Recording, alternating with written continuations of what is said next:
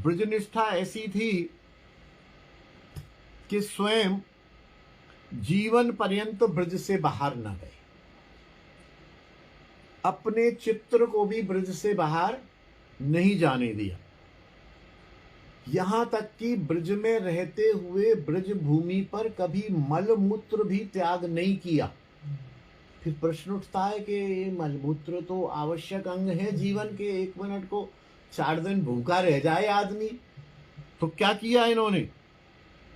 आगरा से आगरा की मिट्टी के बने हुए पात्र मंगाए, ब्रजरथ से बने हुए पात्र नहीं, आगरा से पात्र, यवन थे आगरा में, आगरा से बने हुए मिट्टी के पात्र बनाए। उन पात्रों में मलमूत्र विसर्जन करते और उनको उधर आगरा में ही फेंकवाने की व्यवस्था करते। देखिए क्या साधन है, क्या साधन है, क्या तपस्या है, क्या निष्ठा है। आगरा ही फिकवाते, स्पष्ट लिखा हुआ है, ब्रज सीमा के बाहर फिकवाते, मलमूत्र त्याग करते। उन्होंने आदेश दे रखा था कि उनकी मृत्यु के बाद इनके शरीर को विमान वगैरह में न ले जाया जाए, इनको ब्रज रज में घसीटते हुए ले जाएं और यही मंदिर में समाधि दी जाए।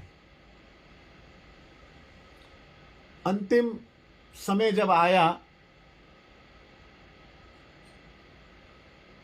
तो वहां एक ब्रजरज का चबूतरा बनवाया और कहा कि मेरे राधा रमन जी के चित्र में मुझे इस पर लेटाओ और मुझे सामने राधा रमन जी के दर्शन होते रहे, चित्र आदि स्थापित कराए। और वहां पर लेट गए और कह दिया ध्यान रखना मेरी समाधि तो यहीं होगी, लेकिन मेरे को ब्रजरज में घुमा के लाना मेरे इस शरीर को। और यही हुआ।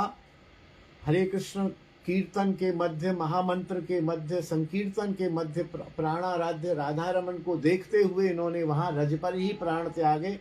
फिर इनकी आज्ञानुसार ब्रज की गलियों में रज बिछाई गई, ब्रज की गलियों में रज बिछाई गई।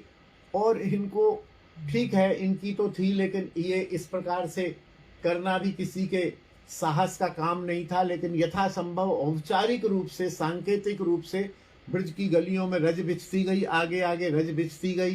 फिर वो ऐसे सेवक तो थे ही, लग गए सेवक, और इनको घसीटते हुए ब्रज की गलियों में चक्कर लगवाते हुए वहां समाधि दी गई। एक प्रसंग और भी आता है, ये नाम संकीर्तन करते हुए